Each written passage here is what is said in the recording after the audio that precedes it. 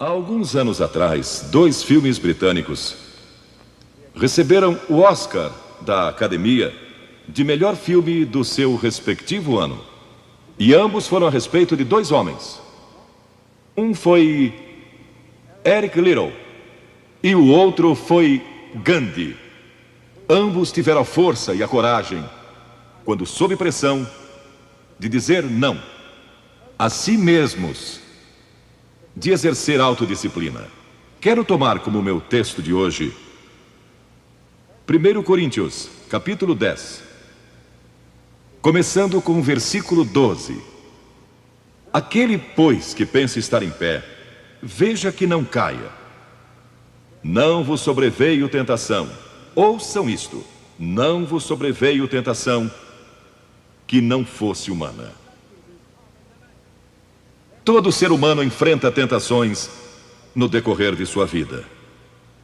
Mas Deus é fiel e não permitirá que sejais tentados além das vossas forças. Pelo contrário, juntamente com a tentação, vos proverá livramento, de sorte que a possais suportar. Deus proveu escape, se você conhece a Cristo. Bom, aqueles dois filmes tiveram um tremendo impacto sobre o mundo. O de 1982 foi Carruagens de Fogo, a história de Eric Liddell, um jovem que disse não a si mesmo e sim a Cristo. Ele surpreendeu o mundo quando se recusou a correr num domingo nas Olimpíadas de Paris de 1924. E vocês todos sabem que ele disse não até mesmo ao príncipe de Gales, que lhe pediu que corresse, porque ele era o homem mais rápido do mundo nos 100 metros. Mas ele disse não, porque ia ser num domingo e era contra suas convicções bíblicas escocesas. E recentemente foi comemorado o 60º aniversário da grande vitória de Eric Liddell nas Olimpíadas, porque ele correu nos 400 metros, em que ninguém achava que teria chance, e venceu. E fizeram esse grande filme a respeito da sua vida. E o que muita gente não sabe é que a vida de Eric Liddell não se limitou àquela vitória, porque depois que se formou na Universidade de Edimburgo, quando partiu, a estação estava lotada de colegas e professores cantando "Saudai o nome de Jesus", porque Eric Liddell foi para a China como missionário. Foi capturado pelos japoneses durante a guerra e morreu num campo de concentração japonês. Mas naquele campo, ele trouxe alegria e coragem a todos os prisioneiros, pois pregou para eles e cantou para eles, ministrando as suas almas. E ouvi dizer que estão preparando um outro filme, mostrando sua vida ali, porque ele teve coragem de dizer não. O mundo ouviu falar dele, porque ele disse não àqueles que tentaram fazer com que abandonasse as suas convicções cristãs pessoais. E eu penso em William Booth, há pouco mais de 100 anos atrás, que fundou o Exército da Salvação. Ele se converteu, tornou-se um vigário, um pastor, e foi para as favelas de Londres, para as zonas da luz vermelha. Pregou entre a gente pobre, formou um pequeno grupo chamado Banda Aleluia, e ia às esquinas, e ia também às prisões. E alguns dos líderes religiosos da época não gostaram daquilo. E assim ele foi chamado diante de uma conferência de líderes religiosos. E disseram: William Booth, você vai pregar onde nós o mandarmos, senão será excomungado. Ali estava ele, diante daquela vasta assembleia de pastores. Que podia dizer? Catherine Booth, que se tornou tão famosa quanto ele, sua esposa, estava na galeria e abanou o seu lenço gritando: William, diga não! E William obedeceu sua esposa e disse não. E assim nasceu o Exército da Salvação.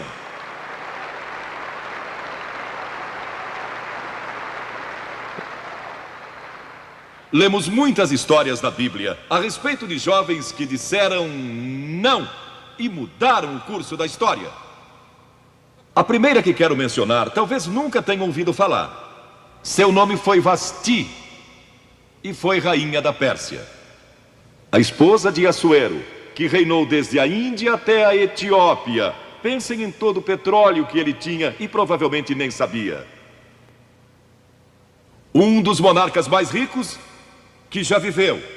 E ele deu uma grande festa que durou muitos dias. No fim, provavelmente já bêbado, ele ordenou que sua esposa Vasti viesse e ali dançasse para todos os seus convidados.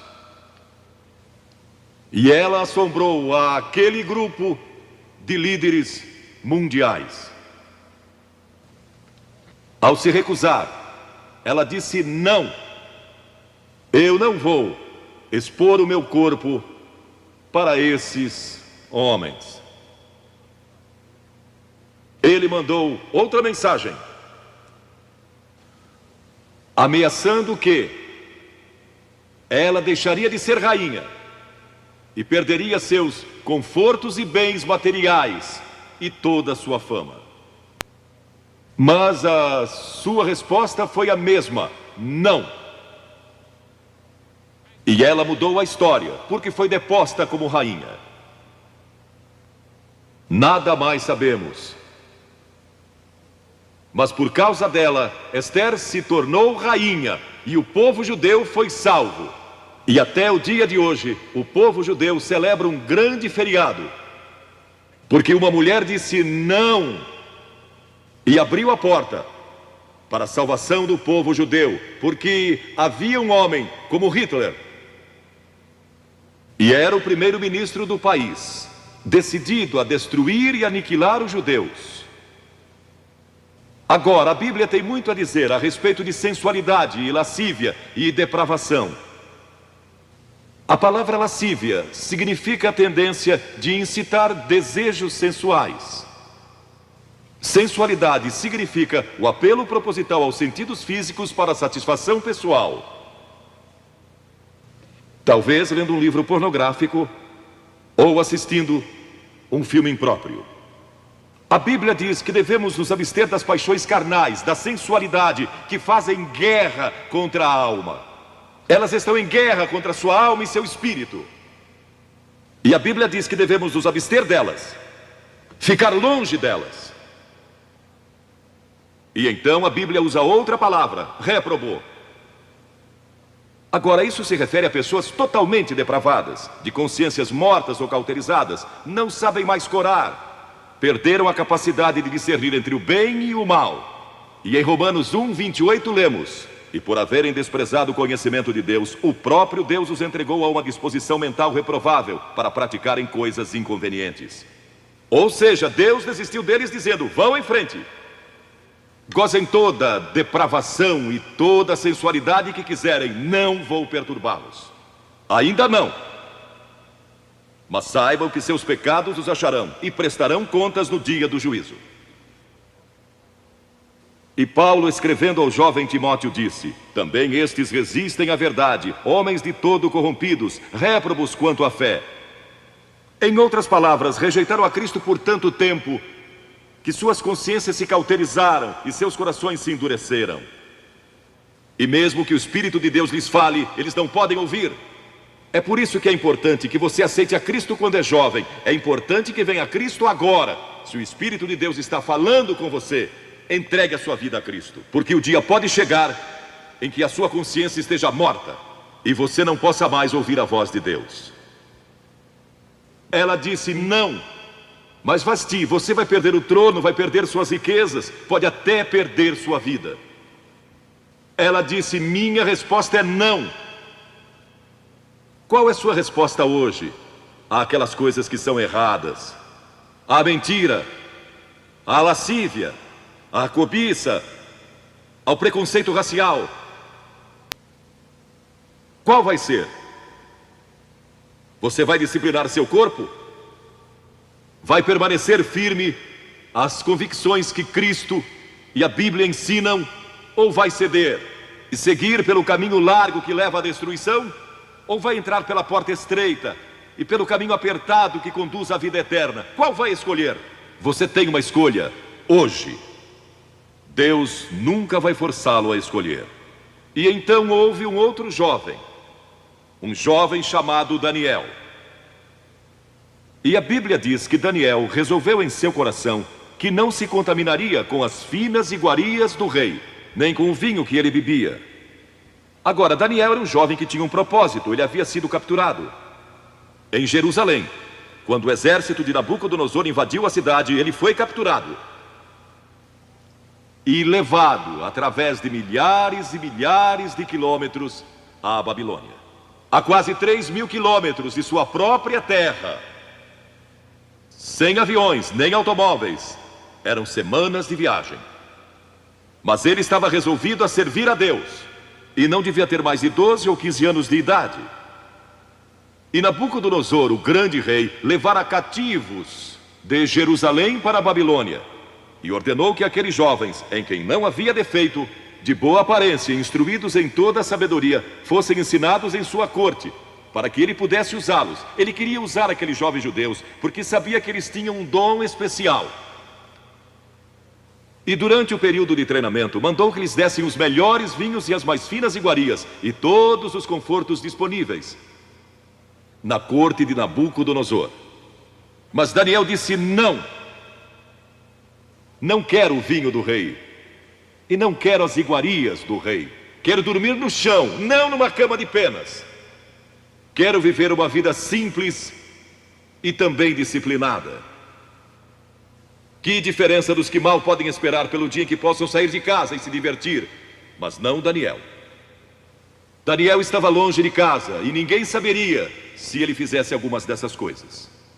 Ninguém saberia se ele tivesse uma namorada e dormisse com ela, ou se embebedasse com o melhor vinho do rei. Ninguém saberia lá em Jerusalém, e ele poderia ter se tornado muito popular. Mas esse primeiro não, quando jovem, preparou-o para o grande não, quando era primeiro-ministro da Babilônia, e foi lançado na cova dos leões, porque não abandonou sua fé em Deus. Nós nos contaminamos ao comer demais, ou ao nos embebedarmos, ou ao tomar drogas, ou gastando tempo demais assistindo televisão, ou indo aos cinemas.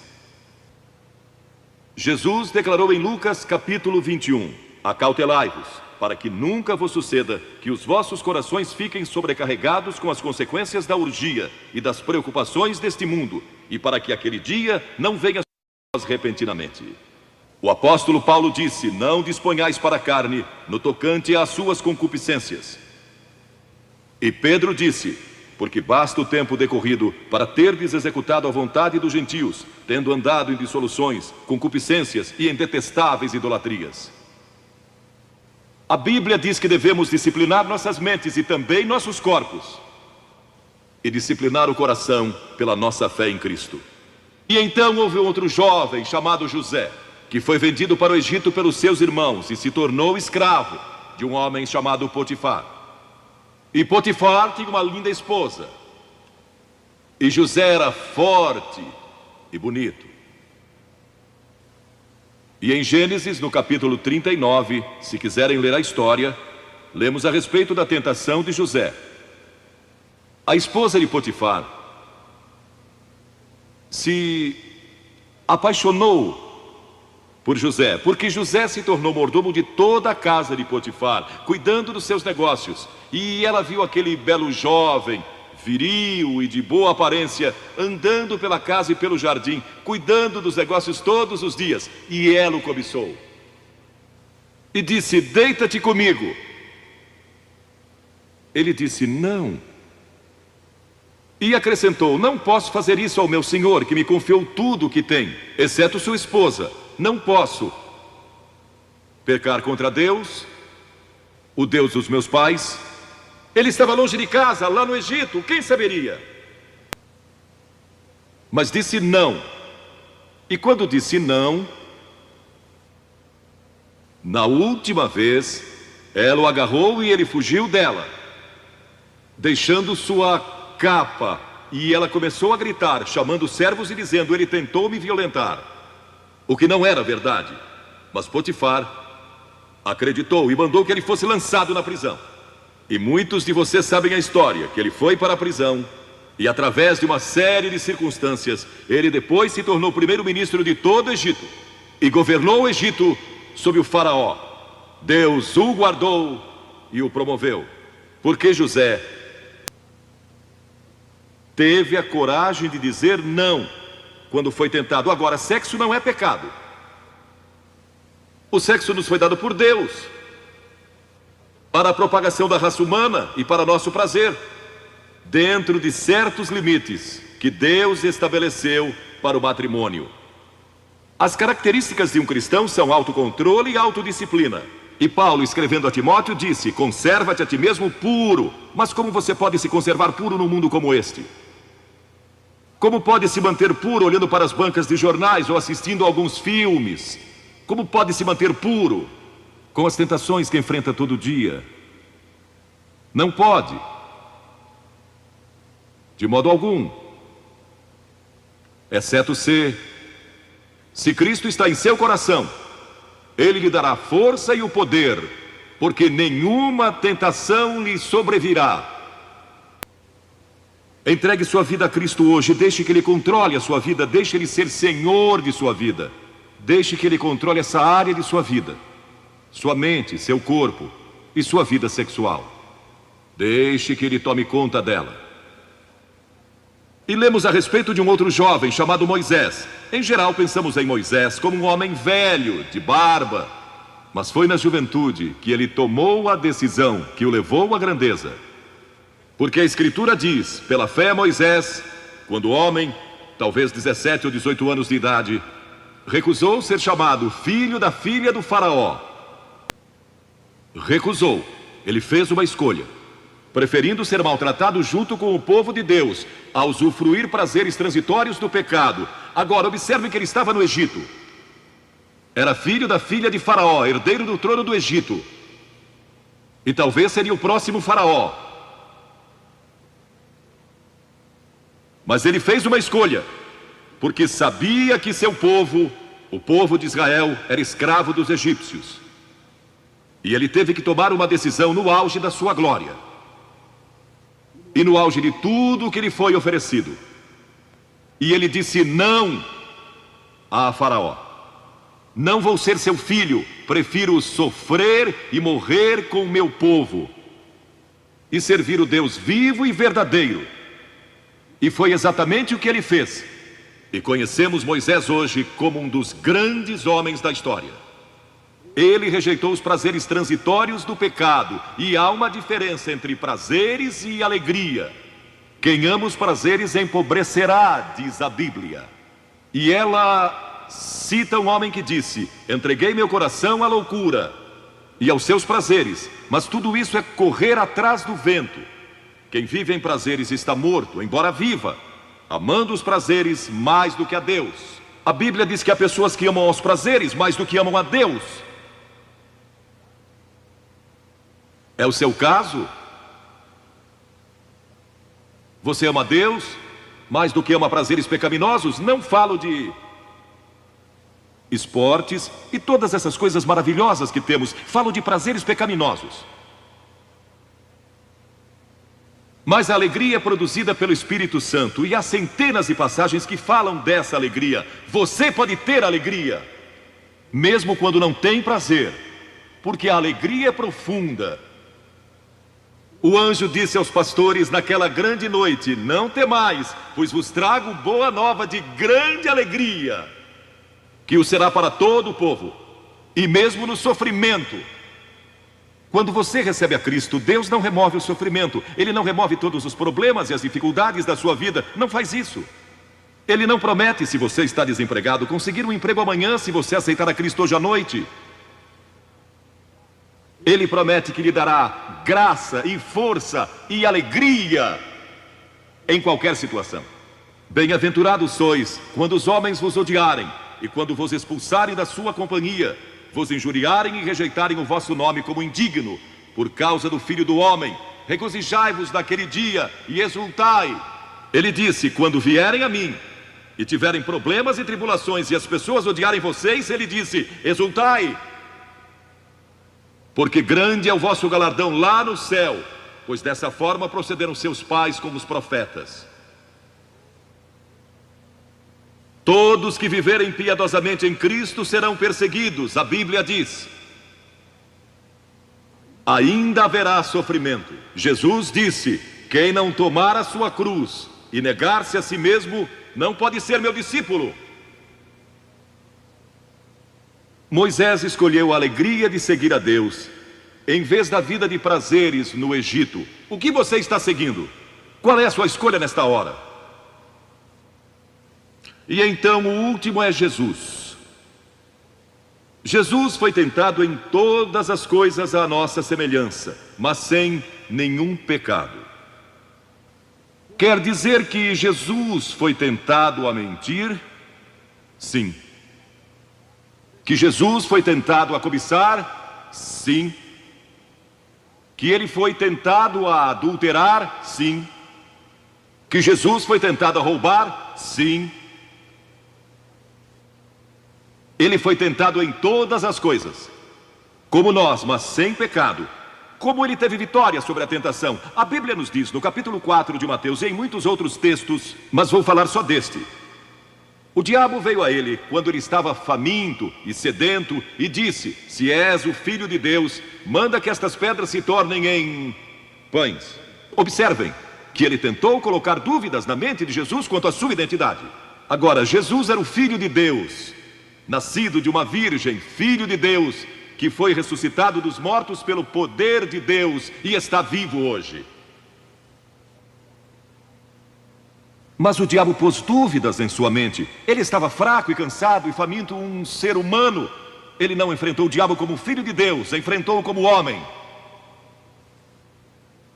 E ele sempre respondeu citando as Escrituras. É por isso que você deve decorar as Escrituras.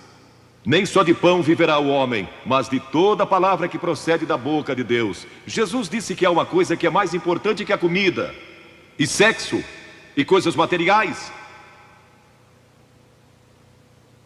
É sua vida espiritual. E então ele disse: se tu és o Filho de Deus, atira-te abaixo, porque está escrito: aos seus anjos ordenará a teu respeito que te guardem, para não tropeçares. E Jesus de novo respondeu: está escrito, não tentarás o Senhor teu Deus. E então o diabo levou a um alto monte e lhe mostrou todo o futuro do mundo, todos os reinos que ainda estavam por vir. E lhe disse: se dobrares o teu joelho e me adorares, eu te darei todos os reinos do mundo e sua glória. Jesus não argumentou se ele podia fazer isso. O diabo pode dar-lhe qualquer coisa. Alguns de vocês estão vendendo as suas almas por nada, coisa sem valor. A Jesus ele ofereceu o mundo todo, mas ele sabia que a cruz estava esperando por ele, e o único meio de salvação para o mundo era a cruz. Se tivesse obedecido o diabo, nós nunca teríamos tido a oportunidade de sermos salvos e perdoados. Jesus teria tomado um atalho e nós estaríamos perdidos. Mas Jesus disse: está escrito, ou melhor, começou dizendo: retira-te, Satanás, porque está escrito: ao Senhor teu Deus adorarás e só a Ele darás culto. E assim o diabo deixou, e anjos vieram e o serviram. Observe como Jesus enfrentou o diabo ao ser tentado. Primeiro, ele citou as Escrituras. Segundo, ele estava cheio do Espírito Santo. E terceiro, estava na vontade de Deus.